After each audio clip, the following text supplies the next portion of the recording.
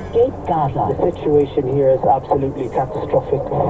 Nearly 200 hostages. Bring them home! Bring them home! Revenge crime in the Midwest. This young boy was stabbed 26 times.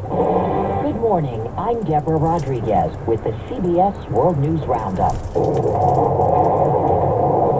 Missile strikes across Gaza this morning where bodies covered with white sheets were carried through the streets during a funeral procession. Israel says it may send ground troops in at any moment. The mission? To destroy Hamas. Israel has increased the number of hostages believed to be held in Gaza to nearly 200. Correspondent Imtiaz Tayab begins team coverage from East Jerusalem. Israel's thundering airstrikes on Gaza level entire neighborhoods as armed Palestinian factions fire back, causing misery for the more than 2 million civilians caught in the crossfire. While in the occupied West Bank, 55 Palestinians have been killed in the past week alone in clashes with Israeli troops during arrest raids and in attacks by Jewish settlers. But across northern Gaza, people are on the move after Israel warned Palestinians who live in the densely populated area to evacuate ahead of an expected ground invasion. As Israel's strikes only intensify, hospitals are at breaking point. There are so many injured they have to be treated on the floor. This man tries to soothe a bruised and battered baby by singing him a prayer. Those with foreign passports, including around 600 Americans, are desperately rushing to Gaza's southern Rafah border crossing with Egypt over hopes a U.S.-brokered deal will let them out. CBS's Holly Williams is at a military base in southern Israel where soldiers are preparing for a ground invasion. Israel's military is poised and ready to strike. The air is pretty bad, really bad. These soldiers told us they want the dangerous job of going into Gaza to fight Hamas. Not one of them is over the age of 20. Are you ready for this war?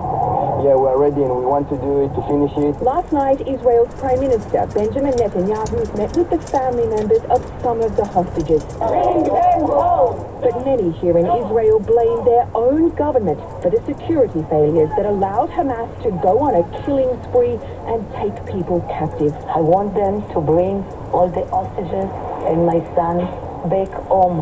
Not tomorrow, now. America's top diplomat has returned to Israel.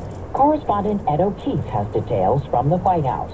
Following a whirlwind 2 days of meetings with the leaders of half a dozen Arab countries, Secretary of State Antony Blinken's back in Israel this morning, pushing a message he's stressed throughout the region. The United States has Israel's back.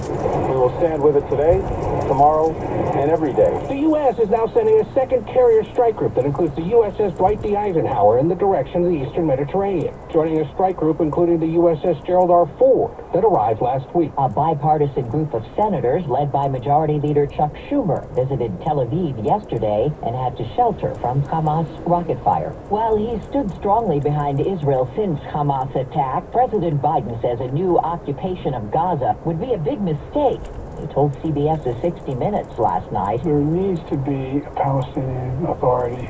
There needs to be a path to a Palestinian state.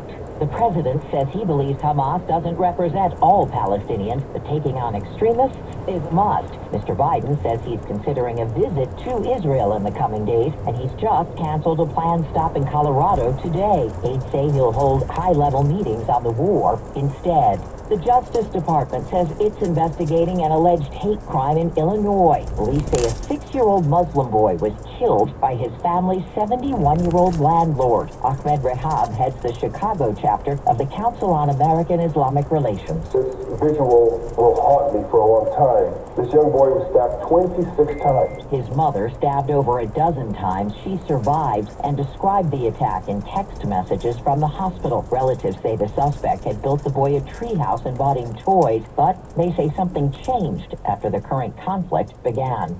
It's 4 minutes after the hour. Well, that's today's news.